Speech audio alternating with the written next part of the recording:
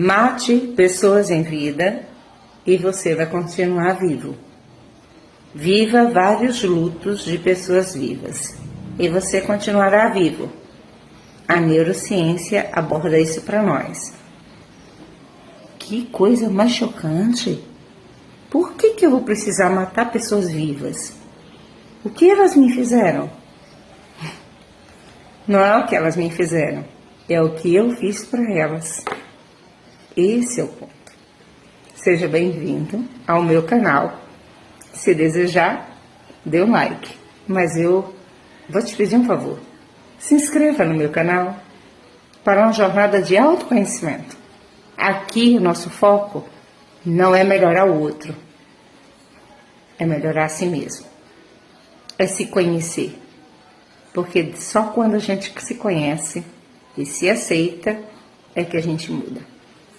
Muitos de nós estamos confundindo amor, porque tem 4 tipos de amores. Futuramente vou fazer uma live sobre isso. O amor ágape, o storge, o ágape, né, como diz, o storge, a homofilia entre parentes e o eros, que é o amor romântico. Há pessoas, muitos de nós, confundindo tudo isso com 2 coisas: dependência emocional e codependência. Vamos falar de uma delas? A dependência emocional. Isso. Você conhece uma pessoa que é viciada em drogas? Isso. Ela entrou por curiosidade, ou porque algum amigo sugeriu, porque ela estava num momento ruim, ou numa festa ela provou e gostou, mas agora ela não consegue mais sair. Ela só consegue se divertir, ser animado, ser feliz, ser extrovertido, se ela estiver sob o efeito da droga. Isso. E muitas delas, quando está no estágio inicial, eu ensinei no ensino médio, elas precisaram apenas de um acompanhamento psicoterapêutico, outros precisaram de psiquiatra junto, toda uma autodisciplina, e outras pessoas precisaram se internar para fazer uma desintoxicação. E nós, que não somos dependentes químicos, mas somos dependentes emocionalmente, alguns até financeiramente, outros espiritualmente. Ou seja, eu só busco a Deus se alguém estiver me estimulando. Eu só vou ler a Bíblia e orar se eu tiver um impulsionamento. Eu só vou assistir aquele jogo se eu tiver a companhia de alguém. Eu só vou sair para ouvir música se eu estiver acompanhada. Eu só vou me divertir. Só vou na praia se eu estiver acompanhada. Eu só vou às compras se eu estiver acompanhada. Eu só vou ao shopping se eu estiver acompanhada. Na verdade, eu não suporto a minha companhia. O silêncio da minha casa me incomoda muitíssimo. Eu preciso do barulho da internet, das redes sociais. Eu não consigo desligar tudo e simplesmente dormir. Ou simplesmente ficar comigo mesma. Eu preciso estar ligando para alguém. Eu preciso estar sempre com aquelas pessoas. E essas pessoas, das quais a gente criou uma dependência emocional, espiritual ou financeira, seja o que for, elas não dizem não, porque elas ficam com pena de nós. O amor que ela sentia por nós pode se transformar em pena. Por quê? Porque nós estamos fazendo papel de vítimas. Então, o que é dependência emocional? A palavra depender eu não vivo sem. Isso. Depender, eu não vivo sem.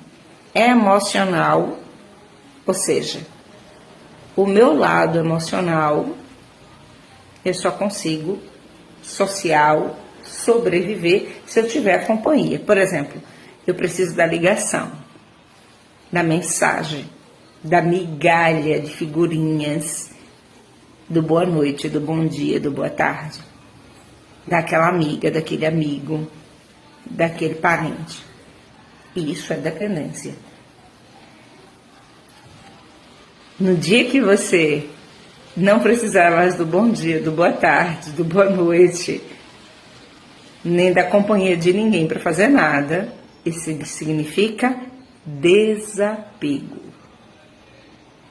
Isso. Você conseguiu chegar no nível que você ama as pessoas, mas você não vive em função delas, nem ela em função de você. Você não sufoca mais ela. Você tem sua própria vida, seus próprios hobbies, se você gosta de você mesmo. A palavra dependência quer dizer, eu não vivo sem. E por que eu preciso me livrar disso? Primeiro eu preciso entender por que eu entrei nisso. No geral, nós somos dependentes emocionais devido a muitas coisas do passado. Eu vou resumir simplesmente. Você sofreu percas. Algumas pessoas são órfãos desde criança. Então, de uma certa forma, qualquer pessoa que lhe ofereça carinho, você se apega. Porque às vezes você não tem mais pai, não tem mais mãe. Você tem uma família que mora distante de você. Isso faz você desenvolver uma dependência. Isso. Outras pessoas, elas, infelizmente, elas não conseguiram, só ouviram sim. Tem uma família bem estruturada, tem pai e mãe, só ouviram sim na vida. Do pai, da mãe, da família toda. Aí foi para o mercado de trabalho, foi para a faculdade, foi estudar e começaram a ouvir nãos. E com medo desses nãos, elas começaram a dizer sim para tudo e para todos. Para se encaixar naqueles grupos da faculdade, do trabalho, da igreja, elas começaram a dizer sim em tudo, aceitar tudo. A deixar de ser ela. Porque se ela for ela, ela seria rejeitada. Então, com medo da rejeição, a pessoa se torna dependente. Então, tem vários fatores. Muitas percas, órfãos. E outros, muitos sims. Sim do pai, sim da mãe, sim dos irmãos, sim de tudo. Família extremamente acolhedora. Mas quando chega na vida, descobre que para alguns te acolherem, você vai ter que dizer sim a tudo o que eles querem. E aí você se torna independente. Você não quer ir para aquele barzinho, ouvir aquela música, aquele estilo. Mas você vai porque seu amigo preferido, sua amiga preferida quer ir. Lógico que nós temos que aprender a ceder, ora sim, ora não. Tem que aprender a negociar. Mas você não precisa se anular. O dependente emocional, ele se anula para viver a vida do outro. Tem pessoas que mudam até de time de futebol, que é uma paixão, né? Isso, que nós temos que respeitar. Time de futebol. Tem pessoas que deixam de dormir, de comer o que gostam, de conversar do que gostam. Às vezes até elimina amizades para não perder outros. Isso é dependência emocional. Isso detona. Como terapeuta e psicanalista, eu também já fui cliente, eu já fui paciente da terapia.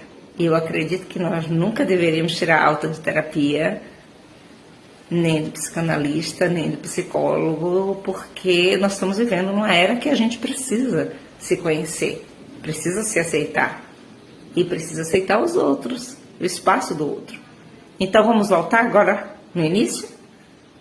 Você e eu só vamos continuar vivos se nós aceitarmos o luto de pessoas vivas. Encerrar ciclos é a única maneira da gente restaurar a nossa paz. E nós vamos ter que enterrar pessoas vivas dentro de nós para conseguir seguir em frente. E esse enterrar pessoas vivas é muito mais do que simplesmente deixar de mandar um oi, tudo bem para a pessoa. Não. Envolve ações práticas, mas envolve você começar a praticar ações de sobrevivência solitária. Isso, gosto? Vamos ver como seria na prática? Primeira coisa, começar a fazer coisas sozinho. De início você vai se sentir só. Isso, porque tem uma diferença de solidão e solitude. Solidão todo mundo sente de vez em quando, a falta de alguém ou de algo. Isso é solidão. Solitude é você gostar da sua companhia. Primeira coisa para sair da dependência emocional é gostar, começar a fazer coisas sozinhos. Experimente uma vez por semana assistir um filme sozinha, ler um livro sozinha, ler a Bíblia, qualquer livro sozinha, estudar sozinha. Isso, experimente isso. Experimente sair sozinha. Isso. Uma vez por semana, vá ao mercado, vá fazer suas compras, vá fazer suas coisas sozinha. Experimente passar semanas sem receber visitas e sem visitar ninguém. Testes maravilhosos, né? Beleza. Agora vá dobrando os degraus. Comece a experimentar ir para aquele lugar que você mais gosta, sozinho. Ouvir aquela música ao vivo sozinha e ver o pôr do sol sozinha. Assistir o jogo sozinha. Comece a fazer esse experimento. De início, você vai sentir um buraco existencial horrível. Com o passar dos dias, você vai começar a dizer: ai, como é legal. Eu me senti bem comigo mesma. Porque eu pude curtir as músicas que eu gosto, assistir o filme que eu gosto, comer as coisas que eu gosto. Eu consegui colocar os meus pensamentos em ordem. Comece a passar um dia, uma tarde sozinha. E aí essa tarde sozinha, seria sozinha como? Sem o celular, sem o Instagram, sem Face, sem Zap, sem responder e sem receber mensagens. Se ausente, silencie. Isso. E você mandava todo dia mensagem para aquela sua amiga? Isso, agora tente mandar 3 vezes por semana. Depois diminua para 2 e fique depois só em uma vez. Não elimine as amizades. Coloque elas no devido lugar, deixe elas viverem. Porque as pessoas se sentem sufocadas. Eu gosto de gravar áudio, porque eu acredito que muitas coisas que eu digo têm um teor mais sério, e eu quero que a pessoa entenda exatamente com que tom eu estou falando o assunto, para não ser mal interpretada, porque você tem ciência do que você está digitando, mas não do que a pessoa vai estar entendendo. Então, eu gravo áudios. Então, vamos diminuir o tamanho dos áudios e a constância deles. Isso. Nessa diminuição, você vai selecionar quem vai ficar. Você vai colocar as pessoas numa prateleira. Alguns vão ficar na prateleira dos conhecidos. Outros dos amigos. E dos amigos, entre os conhecidos vai ficar uns 2, do lugar que você está morando. E dos que ficaram para trás, que estão em outros estados ou no mesmo estado, vai ficar uns 5, 6. Pronto. Vou manter uma convivência ali de 1 ou 2 vezes por semana. Ok. Meus amigos. Meus conhecidos, uma convivência desconhecida. Olá, tudo bem? Bater um papo, trocar uma ideia. Ótimo. E profissionalmente, prestação de serviço. Não misture as coisas. Sua profissão não é extensão da sua vida particular. Tem pessoas que vão para o trabalho, é tão dependente emocional, e conta tudo da sua vida para os seus colegas. Ali é carência afetiva. Atrás de um abraço, de um aperto, de alguém que diga que ela tem razão, que ela tá bem, entendeu? Que dê algum carinho, que faça algum convite. Coloque as pessoas na prateleira. Nenhuma delas estará na prateleira da raiva, do ódio, do ressentimento, não. Conhecidos, amigos e colegas de profissão. E aí a outra parte é família. Isso. Ser um contato com as pessoas do nosso sangue, também a gente não vive bem. A gente precisa ter esse contato. Um contato respeitoso também, que não sufoque eles. Agora comece a olhar para você. Isso. Sua amizade com Deus, como está? Você conversa com Ele? Se conecta com Ele? Quanto menos contato com externos, quanto menos ruídos com externos, mais tempo para Deus você terá. Olha que legal. Contato com você mesmo. Para cuidar de suas coisas, sua casa, como está? Seu guarda-roupa, sua vida. Isso. Seus livros, suas leituras, seu curso. Seus filmes preferidos. Isso, dê atenção a eles. De vez em quando, tire um tempo para sair. Isso. Mas não em busca de um paquera, de um namorado. Não. Em busca de ver o mar, se caso você goste de ver os animais num zoológico, de ir no parque, de ouvir uma música ao vivo, de ouvir um cantor que você gosta, mas não em busca de alguém se aproximar de você. Isso significa desapego. Então, alguns passos para o desapego. Comece a fazer coisas sozinhas. Ir ao supermercado sozinho, à loja sozinho. Isso. Passe uma semana sem contar seus problemas para ninguém. Silencie. Isso. Fique sozinho, silencie. Comece a assistir o que você gosta sozinho, jogo, filmes.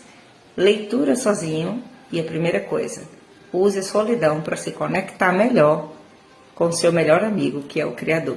Quem não é ele que você procura na hora que você mais precisa? Isso. Com o passar do tempo, no início vai ser horrível. Porque você vai perceber que tem muita gente que não vai ligar para você, não vai mandar um boa noite, um bom dia, que não vai sentir sua falta. Que era você que forçava a barra. Resultado. Você vai se entender isso, aceite isso, chore essa solidão. E com o passar dos meses, você vai olhar para você no espelho e vai dizer: eu amo as pessoas, mas eu amo primeiro a mim mesmo e a Deus. Eu estou bem comigo. Eu gosto de você, eu gosto de vocês, mas eu não preciso de vocês. Isso significa dar fim à dependência emocional. Silenciar, fazer coisas sozinhos, gostar de fazê-las, vivenciar isso e dar o tempo para se acostumar com isso. Na vida te deu um limão? Te deu muita solidão? Faça de uma limonada. A vida te deu muito sim, mas você tem que dar sim a todo mundo para fazer parte de grupos, para ser aceito? Não. Sim, às vezes, não. Quase sempre. Isso é desapego.